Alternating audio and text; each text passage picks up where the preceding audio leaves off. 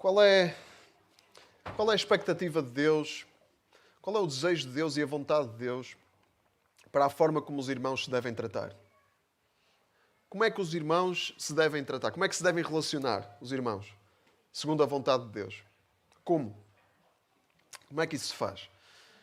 É duro ser... É duro ser magoado e ser traído até por pessoas que nós não conhecemos muito bem. É duro isso, dói. Mas ser traído por irmãos, ser magoado por irmãos, é muito mais duro ainda. Certo? É verdade isto? E nas próprias origens do povo de Israel, está exatamente isto. Uma traição. Traições e mágoas entre irmãos. Vamos abrir em Gênesis 25, versículo 19. Vamos ler esta história de dois irmãos, uma história de traição e de mágoa e de ressentimento, que nos vai contextualizar para o que vamos falar a seguir. Gênesis 25, 19 diz: Esta é a história de Isaac, filho de Abraão. Abraão foi pai de Isaac, e quando Isaac tinha 40 anos, casou com Rebeca, filha de Betuel e irmã de Labão, que eram arameus, naturais da alta Mesopotâmia. Isaac pediu ao Senhor pela sua mulher, porque ela não conseguia ter filhos. O Senhor ouviu o seu pedido e Rebeca ficou grávida.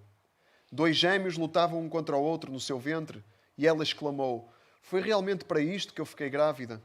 Foi então consultar o Senhor, e ele respondeu-lhe: Trazes dentro de ti dois povos, duas nações hão de sair do teu ventre. Cada um deles tentará ser o mais forte, mas o mais velho é que terá de submeter-se ao mais novo. Completou-se o tempo de Rebeca dar à luz e nasceram dois gêmeos. O primeiro a nascer era muito moreno e todo coberto de pelo, e deram-lhe o nome de Esaú. Depois nasceu o irmão, e como a sua mão vinha a segurar o calcanhar de Esaú, por isso lhe chamaram Jacob. Quando eles nasceram, Isaac tinha 60 anos de idade. Os meninos foram crescendo. Esaú tornou-se um caçador experimentado e gostava da vida no campo. Jacob, por seu lado, era uma pessoa tranquila e apreciava a vida no acampamento. Isaac gostava mais de Esaú, que lhe dava caça para comer, mas Rebeca gostava mais de Jacob. Um dia Jacob estava a preparar um cozinhado, quando Esaú estava de regresso do campo e vinha muito cansado. Esaú pediu-lhe: Dá-me um pouco dessa comida avermelhada, que eu venho muito cansado. Por isso Esaú ficou com a alcunha de Edom. Jacob respondeu-lhe: Se tu me deres primeiro em troca os direitos que tens de filho mais velho, só se tu me deres primeiro em troca os direitos que tens de filho mais velho. Esaú respondeu: Se tenho de morrer de fome, para que é que me servem os direitos de filho mais velho? Jacob disse: Tens que jurar primeiro que o farás. Então Esaú jurou e cedeu a Jacob os seus direitos de filho mais velho. E Jacob deu a Esaú pão e um prato de lentilhas. Esaú comeu e bebeu e depois foi-se embora, sem atribuir importância nenhuma aos direitos de filho mais velho. Esaú, estes dois gêmeos, né, nasceram ao mesmo tempo, mas um saiu primeiro. E esse que saiu primeiro era o filho mais velho. E como filho mais velho, tinha todos os direitos que nesta cultura e neste tempo cabiam ao filho mais velho. Este estatuto de filho mais velho é também chamado primogenitura. Né? A primogenitura. E a primogenitura é o quê? A primogenitura era a garantia da herança do pai, do estatuto do pai. O pai passava o seu estatuto ao filho mais velho. E o filho mais velho ficava com todos os privilégios do pai, que cabiam ao pai. Privilégios e responsabilidades. O líder da família, o cabeça da família, do clã. Aquele sobre quem, em primeiro lugar, recaía a responsabilidade de conduzir a família. E conduzir a família segundo os caminhos do Senhor. Era um grande privilégio. Encabeçar toda uma família, todo um clã. Não é? Era uma grande responsabilidade e era um grande privilégio que só a uma pessoa cabia. Mas nós vemos que Esaú não atribui importância nenhuma a isso. É assim que esta passagem termina, de facto. Esaú foi-se embora sem atribuir nenhuma importância aos direitos de filho mais velho. Ele não atribuiu nenhuma importância a esse incrível privilégio que ele tinha. E trocou isso por um guisado, né? Por um prato de lentilhas e por um bocado de pão. Porquê? Porque ele estava preocupado não com o chamado de Deus para a vida dele, de ser o líder, de ser o cabeça da família, do clã, de conduzir a família nos caminhos de Deus. Ele estava preocupado não com isso. Estava preocupado em satisfazer os seus instintos básicos. Estava preocupado com as suas necessidades imediatas. Ele queria ele dizia, o que é que me adianta ser filho mais velho se vou morrer à fome? Então, ele caiu. A verdade é que ele caiu na esparrela de Jacob. Né? Jacob armou-lhe ali, mas Jacob foi inteligente, foi esperto, foi chico esperto. Né? Aqui em Portugal, não sei se no Brasil também se diz, mas aqui em Portugal usa-se essa expressão, é um chico esperto. Né? Porque tem a mania que é esperto e faz assim esquemas para conseguir o que quer. E Jacob fez exatamente isso. Foi de má fé. Né? Jacob foi de má fé. Ele podia ter dado ao irmão, pega lá, estás com fome, come, mas não. Ele quis roubar ao irmão os direitos que eram do irmão, quis-los para si mesmo. Quis esses direitos para si mesmo. E vemos depois, no resto da história, e vemos aqui já que na família as coisas não eram nada saudáveis. Não é? O pai gostava mais de Esaú porque ele trazia caça. A mãe gostava mais de Jacó porque ele era mais caseirinho. E depois vemos, se continuarmos a ler a história, no capítulo 27, vemos como Jacob, ele já tinha garantido os direitos de filho mais velho, mas para se assegurar que isso ia ser mesmo a realidade, ele enganou o pai com a ajuda da mãe, enganou o pai já velho com a ajuda da mãe, para na altura da morte do pai garantir que tinha a bênção do pai. Não é? Era também parte desta cultura, não é? Que o pai, antes de morrer, antes de partir, passava a bênção de Deus para a vida do filho. E abençoava o filho mais velho, para que o filho mais velho continuasse, então, a linha da família. E Jacob, ele não apenas enganou o irmão, com a ajuda da mãe, porque depois a mãe ajudou, a mãe que gostava mais dele do que do irmão, ajudou Jacob a enganar o irmão, e não só a enganar o irmão, mas a enganar o pai também. O pai velho, já quase sem ver, foi enganado por eles. Então isto é uma família nada funcional. Não é? Enganar o pai com a cumplicidade da mãe, com uma coisa tão importante como esta, para tirar ao irmão aquilo que era dele por direito, é outro nível, não é? É outro nível. E nós podemos falar aqui da ética da coisa. Como é que nós sabemos o resto da história? Que Deus, ele de facto, ele abençoou Jacob. Deus como que compactuou com isto tudo. Com esta história de estratagemas e esquemas de engano, de traição. Não é? Jacob traiu Esaú, é verdade, mas Esaú também traiu-se a si mesmo, podemos dizer assim. Traiu o propósito de Deus para a vida dele. Ele não quis saber. E podíamos falar aqui da ética da coisa, como é que Deus compactua com tudo isto? Como é que Deus depois, ele faz de Jacob o pai, ele torna Jacob em Israel, aquele que lutou com Deus e venceu, não é? E que foi o pai de uma nação. Não é? Jacob foi o pai dos 12 filhos que deram origem às 12 tribos de Israel. E como é que Deus compactuou com isto? Não é esse o propósito desta história. Esta história é para nos contextualizar só, não é entrar aqui a fundo. Mas uma coisa nós podemos dizer, que eu acho que para mim, pelo menos na minha leitura, é bastante óbvio, é que Deus, Ele abençoa quem deseja a sua bênção. Ele abençoa quem quer.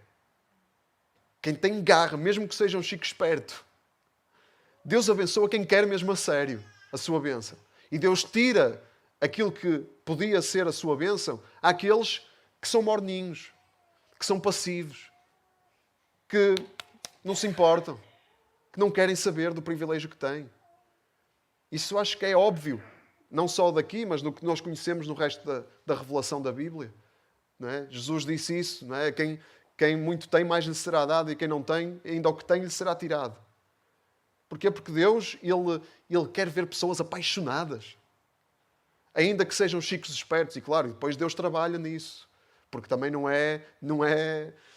Deus também não quer... Deus também não vê com bons olhos estes esquemas e estas traições. Isso. Mas Deus trabalha nisso. E Deus, depois, nós sabemos que Ele trabalhou na vida de Jacó. Não é? Porque Deus também quer purificar e Deus também quer aperfeiçoar. Mas essa é aquilo que nós podemos tirar daqui. Essa é a lição que nós podemos tirar daqui. Deus quer pessoas apaixonadas, não pessoas morninhas. Deus quer pessoas que vão atrás da sua bênção, não pessoas que ficam assim à espera para ver o que acontece, ou que abdiquem até, que não deem importância ao privilégio que têm. Mas não é sobre isso que vamos falar, como eu estava a dizer. Nós queremos falar sobre relacionamentos entre irmãos. Partindo daqui desta história de Esaú e Jacó. E esta rivalidade entre Esaú e Jacó. Depois nós, se lermos o resto da história em Gênesis, vemos que Esaú depois quis matar Jacó, andou atrás de Jacó fugiu, andou fugido, depois encontraram-se e houve uma espécie de reconciliação, mas ficaram lá os ressentimentos, ficou lá a mágoa, e essa mágoa e esses ressentimentos estenderam-se para as descendências de cada um deles. Porque a descendência de Jacó transformou-se em quê? No povo de Israel. E a descendência de Esaú transformou-se no povo de outra nação, chamada Edom. Edom, e nós vemos que era a alcunha de Esaú, era Edom. Edom significa algo como vermelho, não é? Por causa do guisado, que era avermelhado. Não é? E então Esaú ficou com esta alcunha de Edom. E Edom, a descendência de Esaú, transformou-se neste povo, o povo de Edom. E passados 1000 anos, nós continuamos a ver o ressentimento entre as descendências. Por causa deste conflito, destas traições entre irmãos. E assim chegamos ao livro do profeta Obadias. Isto foi para contextualizar. Chegamos ao livro do profeta Obadias. É o livro mais pequeno do Velho Testamento. Tem um capítulo. Não é? Lê-se assim em 5 minutos.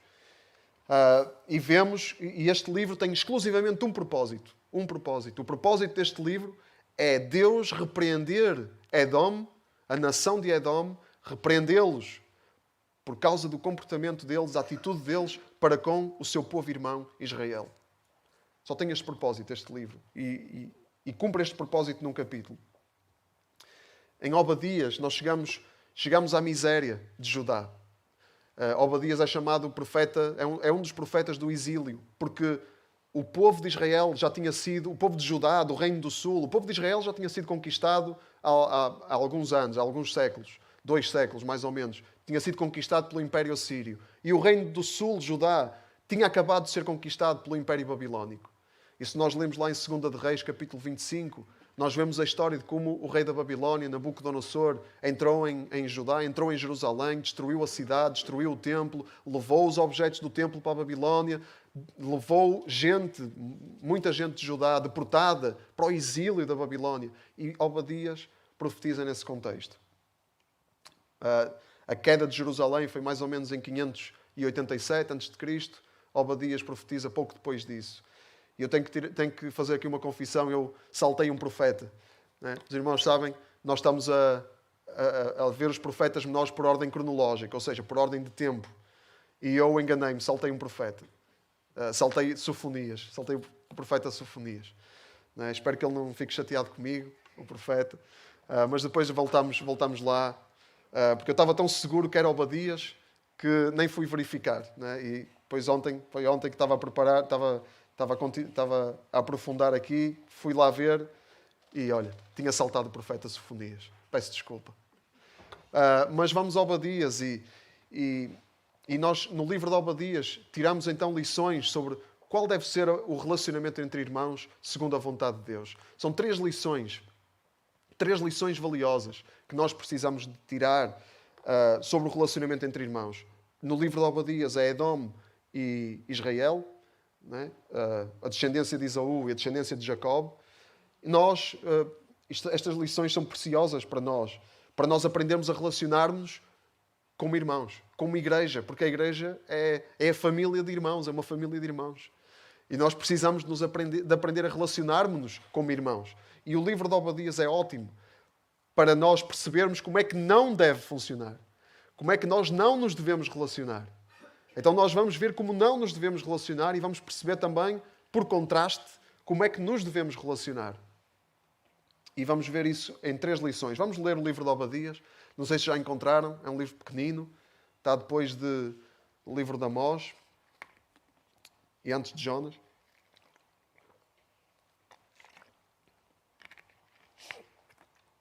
Todos encontraram? Então vamos a Obadias. Mensagem revelada a Obadias, contendo o que o Senhor diz contra o povo de Edom. Ouvimos uma mensagem do Senhor ao embaixador enviado aos povos estrangeiros. Vamos, todos a combater contra Edom. Ó terra de Edom, vou fazer de ti o mais pequeno dos povos. Serás desprezada por todos, a tua arrogância seduziu-te. Porque habitas em rochas escarpadas, nos cimos da montanha, dizes para ti própria, quem poderá deitar-me ao chão? Ainda que voes tão alto como a águia e faças o teu ninho nas estrelas, de lá te hei de derrubar, palavra do Senhor. Se os ladrões ou os salteadores te assaltarem durante a noite, não levarão tudo o que puderem? Em que estado ficarias? Se os vindimadores te assaltarem como uma vinha, não deixarão apenas alguns rebiscos? Ah, como os descendentes de Esaú vão ser saqueados, até serem descobertos os seus tesouros bem guardados.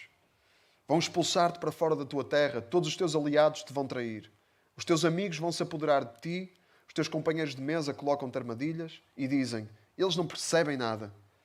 Fiquem sabendo que naquele dia acabarei com os sábios de Edom, com os homens inteligentes das montanhas de Esaú. Palavra do Senhor. Os teus guerreiros vão ficar aterrorizados, Temã, e todos os homens da montanha de Esaú serão mortos. Por causa das tuas violências contra o povo de Israel, teu irmão, vais ficar coberto de vergonha e serás exterminado para sempre. Vocês estavam presentes no dia em que os inimigos venceram o seu exército, quando os estrangeiros entraram na sua cidade e tiraram à sorte as riquezas de Jerusalém. Também vocês se comportaram como eles. Não te alegres pelo que aconteceu ao teu irmão no dia do seu desastre. Não te regozijes pelo que aconteceu ao povo de Judá no dia da sua ruína. Nem fales com arrogância por aquele dia de angústia. No dia da ruína do meu povo, não devias ter entrado na cidade, nem te devias ter alegrado com a sua desgraça, nem devias ter-te apoderado da sua riqueza no dia da sua calamidade. Não te devias ter colocado nas saídas para matar os que fugiam. Não devias ter entregue os que escaparam naquele dia de angústia. Está a chegar o dia do castigo do Senhor, em que Ele julgará todos os povos. O mal que fizeste cairá sobre ti, e assim receberás a paga pelo que fizeste. A mesma taça de castigo que vocês beberam na minha montanha santa, ó israelitas, todos os outros povos a irão beber sem fim. Hão de beber dela até ao fundo e depois desaparecerão sem deixar rasto. Então no monte Sião ficará um resto e esses serão santos. E os descendentes de Jacob retomarão o que era seu. Os descendentes de Jacob e de José serão como um fogo ardente, mas os descendentes de Esaú serão como a estopa. Vão arder e queimar-se naquele fogo. Ninguém conseguirá sobreviver da descendência de Esaú. Sou eu, o Senhor, quem o afirma. Os do Negev ocuparão a montanha de Esaú, as terras baixas dos filisteus, os campos de Efraim e da Samaria, Benjamim e Gileade. Os exilados de Israel, que são numerosos como um exército, ocuparão Canaã até Sarepta. Os exilados de Jerusalém, que vivem em Sefarad, ocuparão as cidades do Negev. Depois irão vitoriosos ao monte Sião, e de lá hão de governar o território montanhoso de Esaú, e o rei será o Senhor. A primeira lição que tiramos daqui sobre o relacionamento entre irmãos é esta. A arrogância é a morte dos relacionamentos. A arrogância é o princípio da queda. Nós no versículo 3 vemos exatamente isto. Deus diz, a tua arrogância seduziu-te, porque habitas em rochas escarpadas no cimo da montanha, dizes para ti própria, quem poderá deitar-me ao chão? Edom tinha uma posição privilegiada geográfica, muito difícil para os inimigos invadirem. E eles achavam que isso os ia proteger. Achavam que ninguém os poderia derrubar. Nem o próprio Deus. Era a arrogância deles. E nós vemos que eles estavam redondamente enganados. Redondamente enganados. Deus diz-lhes, ainda que voes tão alto como a águia e faças o teu ninho nas estrelas, de lá te hei de derrubar, palavra do Senhor. Nós vemos no versículo 6 que eles iam ser saqueados e expulsos da sua própria terra. E não importava a posição deles, o poderio deles, não importava. Eles achavam que os seus meios materiais os tornavam imunes a todos os inimigos. Mentira. Ninguém não queiram ter Deus como inimigo. Porque para Deus não há fortalezas, não há nada, não é, que o impeça. Quando Ele age, ninguém pode impedir. E a arrogância é isto. A arrogância é o princípio da queda. Se nós lembrarmos Adão e Eva, por exemplo, porque é que eles caíram? Eles caíram, qual foi o pecado de Adão e Eva? Foi o orgulho. Não é? E a arrogância deles foi a expressão desse orgulho.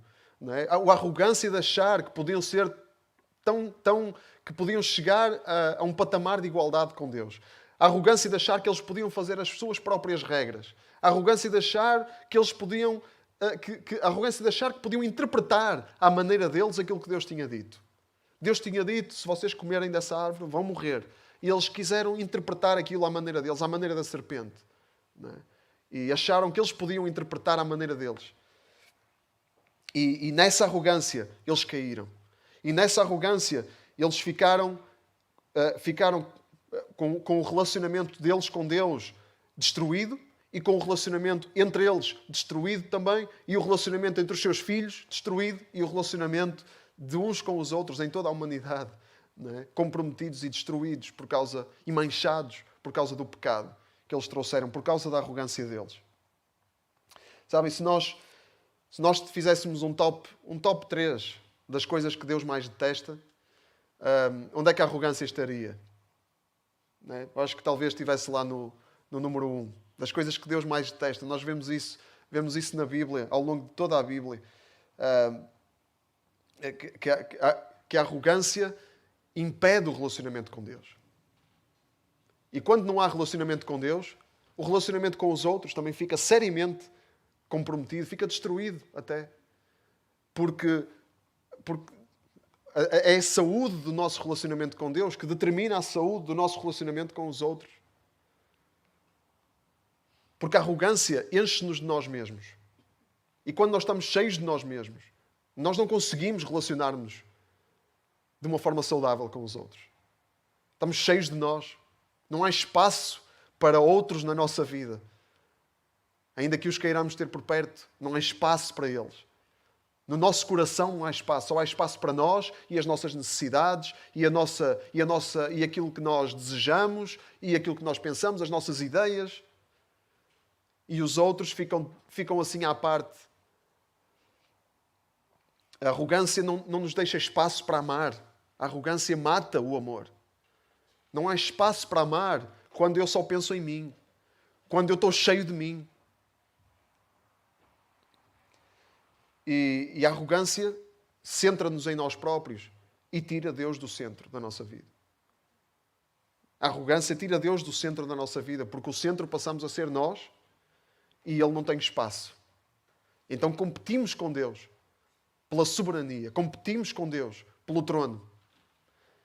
E nós sabemos, acho que sabemos, que Deus Ele não tolera competição. Ele não tolera competição. E o que é que Ele faz? Ou os arrogantes se humilham e se arrependem, ou se arrependem e se humilham, ou então Deus vai Ele próprio humilhar os arrogantes. Já ouvimos esta expressão?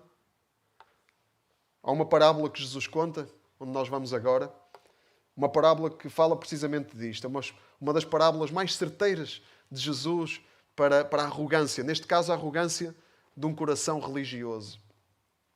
Lucas 18, versículo 9. É a parábola do fariseu e do publicano. Lucas 18, versículo 9. Diz assim: Jesus propôs mais outra parábola para alguns que se julgavam pessoas muito justas e desprezavam os outros. 2 homens foram ao templo para orar. Um deles era fariseu e o outro cobrador de impostos. O fariseu altivo orava assim: ó Deus, agradeço-te porque não sou como os outros, que são ladrões, injustos e adúlteros, nem como este cobrador de impostos que ali está. Jejuo 2 vezes na semana e dou a 10ª parte de tudo o que ganho. Mas o cobrador de impostos ficou à distância e nem sequer se atrevia a levantar os olhos para o céu. Apenas batia com a mão no peito e dizia: "Oh meu Deus, tem compaixão de mim, que sou pecador." E Jesus concluiu: "Afirmo-vos que o cobrador de impostos foi para a sua casa justificado aos olhos de Deus, ao contrário do fariseu. Pois todo aquele que se engrandece será humilhado e todo o que se humilha será engrandecido." Nós vemos claramente quem se engrandece, quem tem a arrogância de achar que é melhor do que os outros, quem tem a arrogância de achar que é melhor até do que Deus. Que Deus não tem direito de apontar nada. Quem tem a arrogância de achar isto será humilhado por Deus. As duas situações são diferentes. Não é? A situação de Edom é diferente desta situação aqui, desta história aqui do fariseu e do cobrador de impostos. A situação de Edom, eles estavam inebriados pelos seus meios materiais. Estavam muito seguros nas suas condições materiais, na sua geografia, no seu poder militar. O fariseu, diferente, ele estava inebriado pela sua pureza, suposta pureza espiritual. Ele estava inebriado por isso. E a arrogância, mas um ponto comum é este, é que ambos, tanto o fariseu na história como Edom, estavam o quê? Cheios de si mesmos. Estavam cheios de si mesmos. Estavam vazios de Deus. Vazios de Deus. Cheios de si mesmos, vazios de Deus. Sabem, porque Deus ele procura vasos. Deus ele procura vasos para encher. Os vasos têm que estar vazios para Deus poder encher. Quando os vasos estão cheios, não há espaço lá para Deus e para o amor de Deus. E o fariseu e Edom eram vasos cheios de si mesmos. Então não podiam ter o amor de Deus. E por isso os relacionamentos são destruídos. Agora, a humildade é o contrário. A humildade é isto. A humildade é um vaso vazio. A humildade é quando nós somos humildes, o nosso vaso está vazio, tendencialmente vazio. E tem espaço para o amor de Deus lá, porque nós nos humilhamos diante de Deus. E os humildes serão engrandecidos ou exaltados. Quem se humilha será exaltado. Quem se exalta será humilhado. É a lei do reino de Deus. Jesus, ele contou parábolas sobre a humildade, mas ele não contou só parábolas. Ele não contou só histórias. Ele não falou só. Ele encarnou a humildade. Jesus e o Evangelho são o oposto da arrogância. O oposto total da arrogância. Em Filipenses capítulo 2, versículo 6, lemos assim: Ele que por natureza era Deus, Jesus que por natureza era Deus, não quis agarrar-se a esse direito de ser igual a Deus. Pelo contrário, privou-se do que era seu e tomou a condição de escravo, tornando-se igual aos homens e, vivendo como homem, humilhou-se a si mesmo, obedecendo até à morte e morte de cruz. Jesus, sendo Deus, ele humilhou-se a si mesmo. Ele, sendo Deus, abdicou da sua glória, fez-se igual aos escravos, fez-se igual aos homens. Jesus, tendo o vaso completamente cheio da plenitude de Deus, ele esvaziou esse vaso e humilhou-se para esse vaso ser cheio do pecado daqueles por quem ele morreu. É incrível a humildade de Deus. E vamos pensar, não é? Se Deus é... Se isto é Deus, se isto é a humildade de Deus, qual é o tamanho da nossa arrogância? Qual é o tamanho da nossa arrogância? Quando nós nos pomos numa posição superior ao Filho de Deus. Quando Ele se humilha e nós nos ensoberbecemos. Quando Ele se humilha e nós nos exaltamos. Qual é o tamanho da nossa arrogância? O contraste. Que o próprio Deus, ele esvaziou-se e morreu, humilhando-se até à morte, e morte de cruz, como o pior malfeitor, o pior criminoso. E nós queremos ter o nosso estatuto, queremos ter o nosso, não nos rebaixamos, não nos humilhamos. é o tamanho da nossa arrogância. Esta é a primeira lição para os nossos relacionamentos uns com os outros. Esta é a primeira lição. O Evangelho de Jesus é o contrário da arrogância. E nós precisamos de ser transformados pelo Evangelho de Jesus para nos esvaziarmos de nós próprios e aí nos podermos relacionar com outros. Esvaziarmos de nós próprios, sermos cheios do amor de Deus, para aí podermos entregar o amor de Deus aos outros. Para aí podermos espalhar o amor de Deus à nossa volta. Porque somos humildes e temos espaço em nós para Deus nos encher. Então aí nós podemos também encher os outros. Aí nós podemos também distribuir pelos outros aquilo que recebemos de Deus. Esta é a primeira lição. Atenção que é fácil nós enganarmos a nós próprios. O nosso orgulho é tão subversivo, é tão insidioso, que é tão fácil nós enganarmos a nós próprios. Não é? É tão fácil acharmos que somos humildes. Não é? Há quem diga que o meu maior orgulho é ser humilde. Já ouviram esta expressão? Não é? Isto mostra logo como o orgulho é tão subtil. Não é? Se introduz de formas tão subtis. Não é? Que quando nós somos humildes, a nossa reação é orgulhar-nos. Quando vemos alguma humildade em nós, orgulhamos-nos disso. Mas é fácil enganarmos a nós próprios. Não é? É fácil dizer, sim, eu tenho falhas, claro, não sou perfeito. É fácil dizermos isso. Mas depois, quais falhas são essas? Que falhas? Por quais falhas tuas é que tens pedido desculpa a outros? Quais falhas tuas são essas que tu estás a entregar a Deus para trabalhar? Quais são as... eu tenho falhas. Nós gostamos muito de generalidades. Gostamos muito de abstrações. Sim, eu tenho falhas. Claro, não sou perfeito. Mas onde é que isso está na prática? Onde é que isso está? Não é? Este é o teste. É um teste à arrogância. É um teste. Não é? A pergunta é esta. Em que área específica da tua vida é que tu precisas de bater no peito como cobrador de impostos e pedir misericórdia a Deus? Qual é a área? Um exemplo. É para pensar.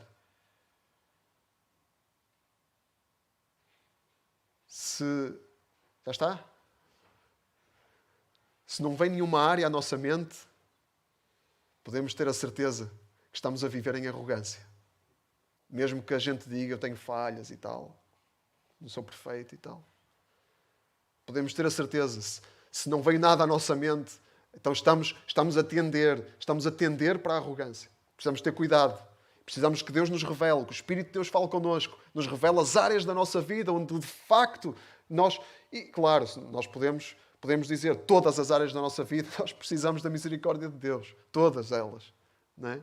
Mas é bom nós irmos ao concreto e irmos buscar exemplos. Exemplos. Quais são os exemplos mais críticos da nossa vida, onde nós precisamos da misericórdia de Deus? É muito importante fazermos esse exercício, para não cairmos na coisa das generalidades e andarmos a enganar-nos a nós próprios. E tentarmos enganar os outros.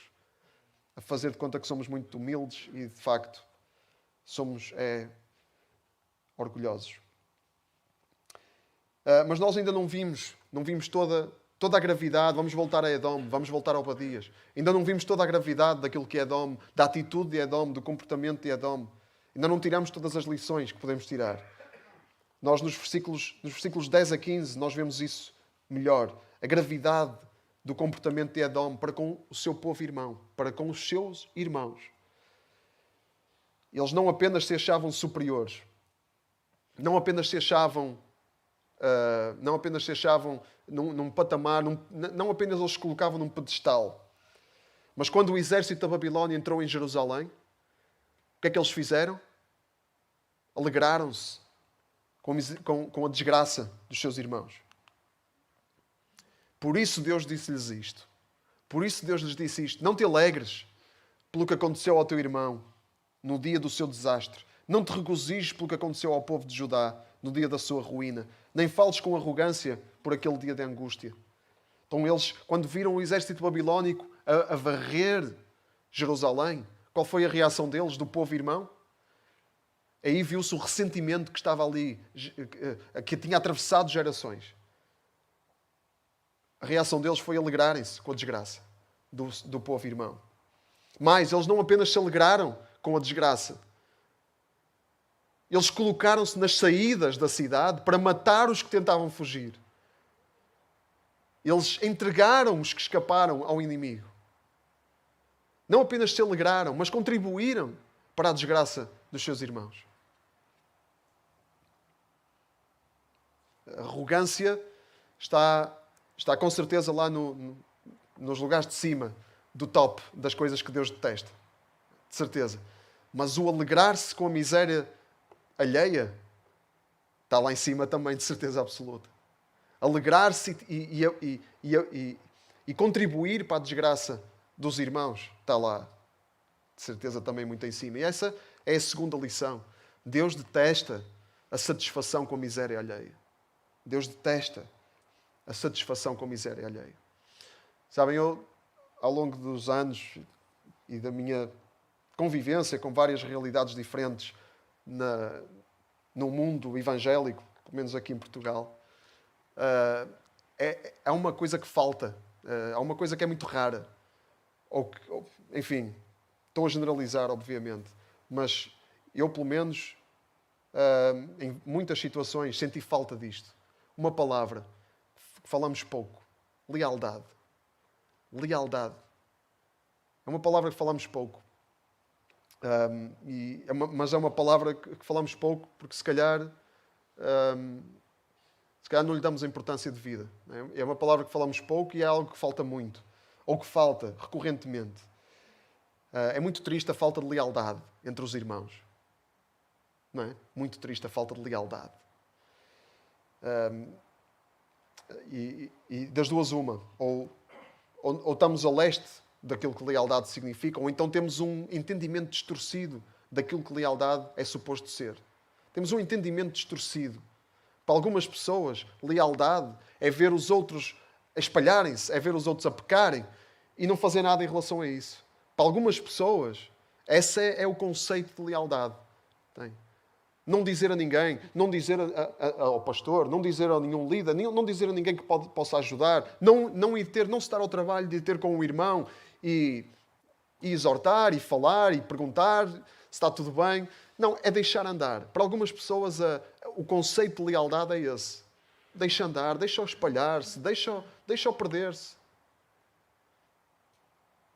Claro que isso não é igual ao que Edom fez, não é? Não é igual isso. Não é, a indiferença não é igual a aproveitar-se da miséria alheia. Mas anda lá perto. Anda lá perto.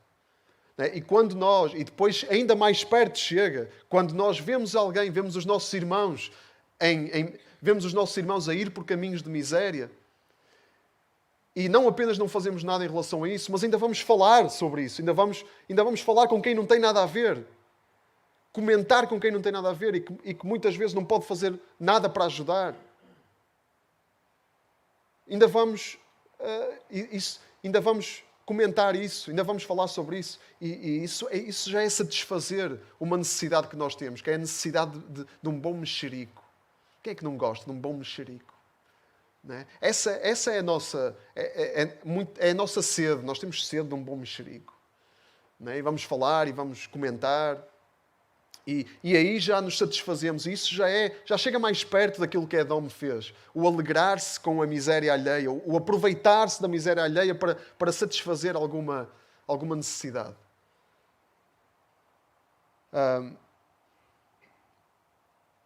Lealdade não é isso. Lealdade não é isso. É o contrário disso. Lealdade é eu amar o suficiente para me incomodar com a vida do meu irmão. Não é? Faz lembrar quando Deus perguntou a Caim onde estava Abel e Caim disse: sou eu porventura guarda do meu irmão? O que é que eu tenho a ver? Não é? Lealdade não é isso. Lealdade é eu sim ser responsável pela vida do meu irmão. É eu sim saber que aquilo que acontece na vida do meu irmão me diz respeito, não para eu meter o bedelho, não para eu meter o nariz onde não sou chamado, mas para estar perto e para falar com alguém. Eu simplesmente não posso falar com alguém que possa ajudar. Falar com alguém que possa ajudar. Eu não posso simplesmente cruzar os braços e deixar a miséria na vida do meu irmão, deixar o mal na vida do meu irmão, continuar a crescer. Isso não é ser igreja. Isso não é ser leal. Queremos saber como é que se vive com lealdade? A Bíblia dá-nos muitos exemplos. Não é? A Bíblia dá-nos muitas orientações sobre como viver com lealdade. Eu escolhi um texto aqui em Romanos, capítulo 12. Romanos 12 tem muita orientação prática. Não é? Romanos 12, no versículo 9 e 10 e versículo 15 a 18, que diz assim: que o vosso amor seja sincero, detestem o mal e pratiquem o bem, amem-se como irmãos e ponham os outros sempre em primeiro lugar. Um bocadinho mais abaixo, no versículo 15, alegrem-se com os que estão alegres e chorem com os que choram. Vivam em harmonia de sentimentos, não procurem honrarias, mas aceitem as ocupações mais humildes. Não se envaideçam com aquilo que sabem, não paguem o mal com o mal, procurem antes fazer o bem diante de todos. Façam tudo o que for possível da vossa parte para viverem em paz com toda a gente. Amar com sinceridade, isso é lealdade. Amar com sinceridade, detestar o mal ao ponto de não deixar o mal crescer livremente, ao ponto de não ficar de braços cruzados enquanto o mal cresce e se multiplica. Pôr os outros em primeiro lugar, acima da nossa conveniência. Pôr os outros em primeiro lugar. É melhor eu ficar de braços cruzados e meter-me na minha vida e os outros, cada um que cuide da sua. Mas isso não é lealdade, isso não é ser irmão, isso não é amar. Amar é eu pôr os outros acima da minha conveniência. Isso é um sinal de amor. No verso 15 temos aqui dois antídotos. No verso 15 deste capítulo 12 de Romanos. Dois antídotos. Temos um antídoto contra a inveja. Qual é o antídoto contra a inveja? Ou o contrário da inveja? Alegrem-se com os que se alegram. A inveja é tristeza pela felicidade dos outros. Mas o chamado para nós, de Deus, é alegrar-nos com aqueles que se alegram. Não é entristecer-nos com a alegria dos outros, mas alegrar-nos com os que se alegram. E depois temos o antídoto contra outra coisa tóxica, que é a indiferença. Outra coisa venenosa, que é a indiferença. Chorem com os que choram. A indiferença é: meu irmão está a sofrer. Pronto, eu tenho os meus problemas e as minhas preocupações. Tenho a minha vida para me preocupar também. Chorem com os que choram. Isso é o antídoto para a indiferença. Sofremos com os nossos irmãos. Sentimos as dores dos nossos irmãos. Viver em harmonia, ser humildes, ocuparmos-nos escolhermos ocupações humildes, não andarmos à procura de honrarias. Enfim, o contrário do que os edomitas fizeram, o contrário do que Edom fez, neste exemplo do livro de Obadias. E atenção, que o povo de Israel estava a ser julgado pela sua desobediência também. Eles foram cativos para a Babilónia por causa da desobediência deles. E o povo de Edom nem assim tinha o direito de se alegrar. Nós não nos alegramos quando os nossos irmãos colhem os frutos da sua desobediência. Não dizemos: olha, azar, bem feito. Meteu-se lá, agora, olha, desenrasque-se. Isso é ser Edom. Alegrar-se com o fruto da miséria, com o fruto da desobediência dos irmãos. Nós não nos alegramos com quem colhe os frutos da sua desobediência. Nós choramos com quem colhe os frutos da sua desobediência. Nós entristecemos. Não nos podemos enganar. Não é? O que semeia, colhe-se. O que se semeia, colhe-se. É verdade. Colhe-se os frutos da desobediência. E Deus, Ele castiga a desobediência. Deus, porquê? Porque Deus sabe.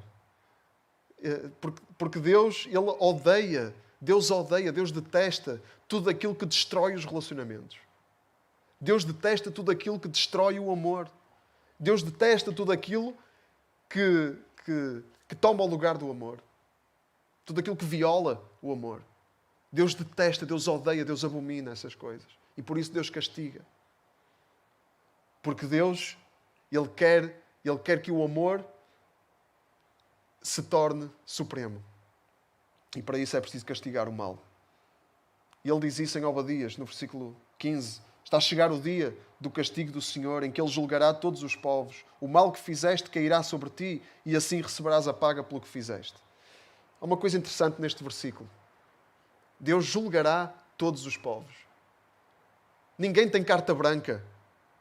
Ninguém tem carta branca para fazer o que Deus detesta. Ninguém tem carta branca para destruir o amor. Seja povo escolhido, seja povo inimigo, seja o povo que for. Israel era o povo escolhido e ele estava a colher os frutos da sua desobediência. Não interessa se somos crentes, não interessa se somos evangélicos, não interessa se somos cristãos. Nós temos o chamado para a obediência, temos o chamado para a lealdade, temos o chamado para amar. E quando não amamos, as coisas correm mal. E ainda bem que as coisas correm mal, para nos despertar. Aquilo que Deus deseja, a terceira lição, aquilo que Deus deseja de todos os povos, para todos os relacionamentos, é a mesma coisa. Santidade. Deus deseja santidade para todos os relacionamentos. E só a santidade prevalecerá no fim. Deus vai purificar, Deus está no processo e Deus vai purificar toda a terra de tudo aquilo que atenta contra o amor, de tudo aquilo que destrói o amor, de tudo aquilo que destrói relacionamentos.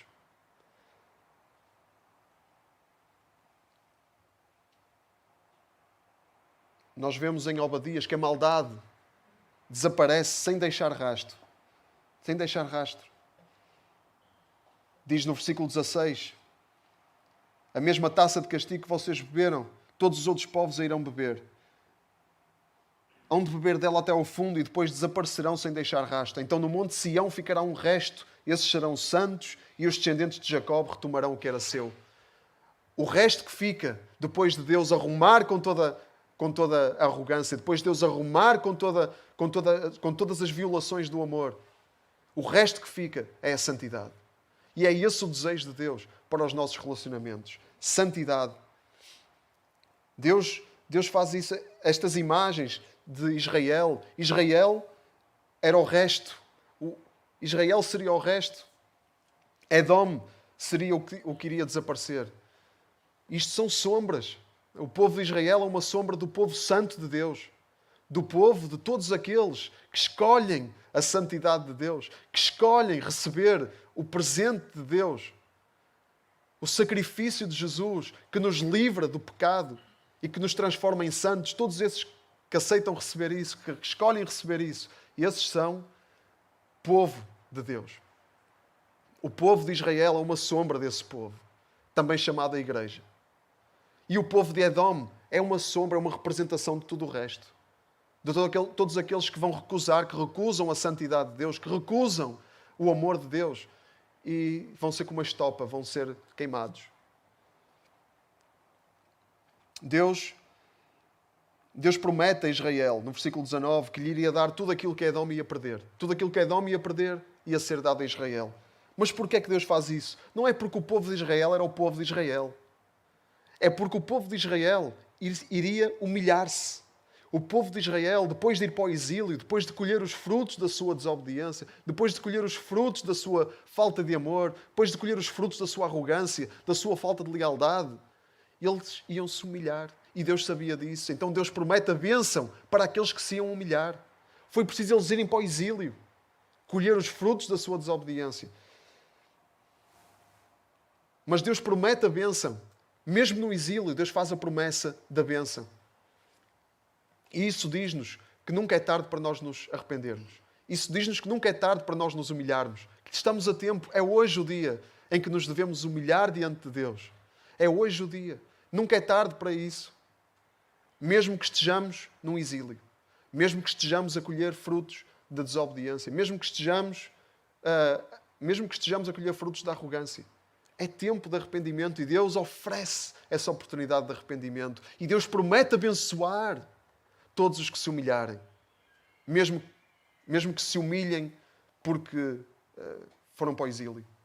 Mesmo que o motivo da humilhação seja colher os frutos da arrogância. Deus promete isso. Nós podemos escolher ser este povo. Podemos escolher ser como Cristo. foi obediente até à morte e que por causa da sua humildade foi exaltado. Nós podemos escolher Cristo e ter relacionamentos saudáveis. E não existem relacionamentos saudáveis sem santidade. Não existem relacionamentos saudáveis sem santidade, porque santidade, no pacote de santidade, está tudo isto. Está a humildade, está o respeito, está o amor, está a misericórdia, está a compaixão, está a lealdade, está a pureza, está a solidariedade. Tudo isto está no pacote da santidade. E sem estas coisas, que tipo de relacionamentos é que nós vamos ter? Vão ser relacionamentos tóxicos, vão ser relacionamentos venenosos, vão ser relacionamentos destrutivos.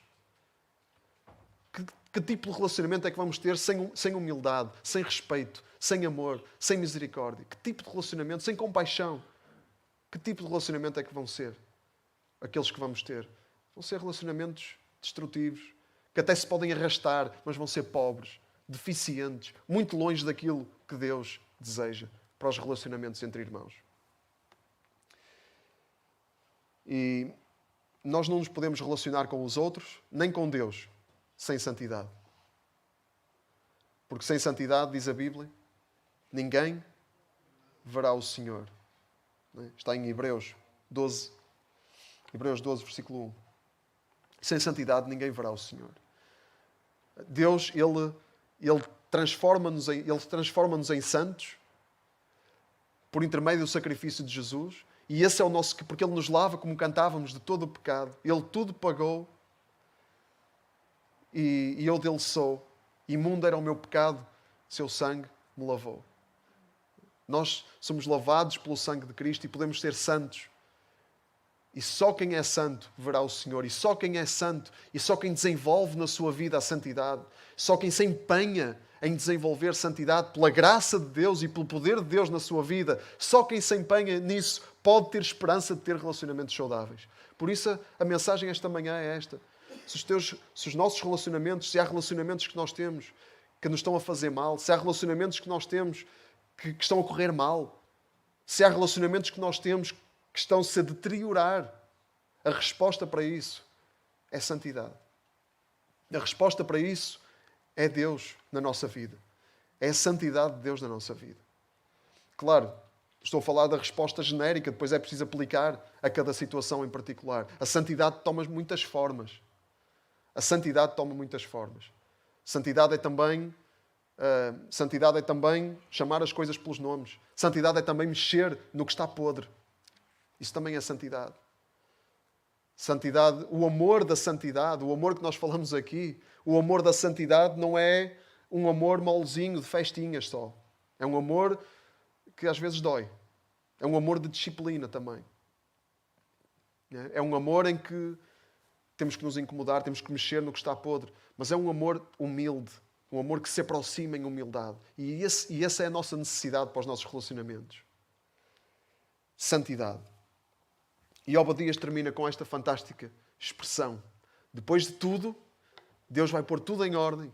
Deus vai pôr a santidade. Deus vai expulsar. Deus vai criar um novo mundo, novos céus e nova terra, em que não vai haver lugar para relacionamentos tóxicos nem destrutivos, nem traições, nem falta de lealdade, nem arrogância, e vai substituir isso com um mundo, novos céus e nova terra, cheios da sua santidade.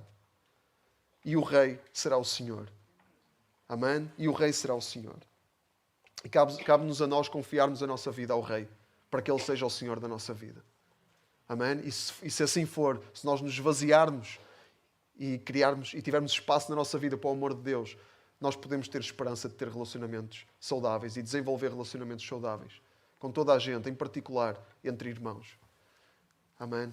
Vamos ficar de pé nesta manhã e vamos orar.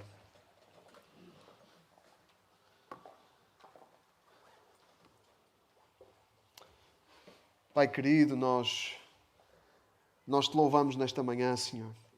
Agradecemos-te, Deus, porque Tu nos mostras claramente o caminho que temos diante de nós. Mostras-nos claramente, a Tua palavra é tão clara.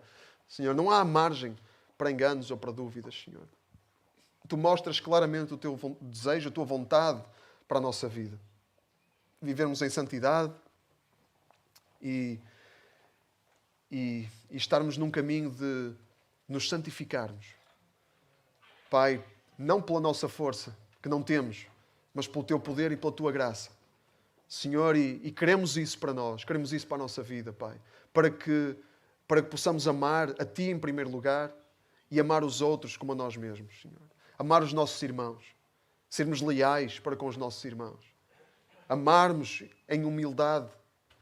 Senhor, pôr os outros num lugar superior a nós mesmos. Senhor, sermos vasos vazios de nós mesmos. Pai, que Tu podes encher com o Teu amor. É isso que nós queremos ser.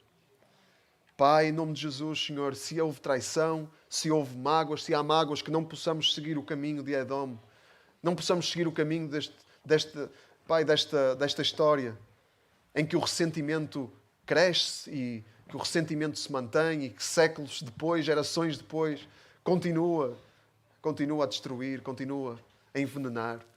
Deus, purifica-nos, Senhor. Limpa-nos de todos os ressentimentos, todas as mágoas, Senhor. Pai, ajuda-nos, Senhor, a entender como pôr a Tua palavra em prática em cada relacionamento que temos. Deus, sabendo que nós não somos perfeitos, sabendo que temos muita coisa muita coisa pela qual pedir misericórdia e abordemos os outros dessa forma também. Pai, mas que possamos estar sensíveis ao Teu Espírito para sabermos como agir, como lidar com cada situação. Dá-nos sabedoria, Senhor. Precisamos desesperadamente de Ti e de tudo o que Tu és na nossa vida, Senhor. Oramos, Pai, em nome de Jesus. Amém. Amém. Amém. Temos o caminho, não é? Vamos para o caminho, vamos pedir a graça de Deus e vamos caminhar com Jesus e sabemos que Ele está connosco todos os dias e que nunca nos abandonará e nunca nos desamparará. Amém? Grande consolo para nós.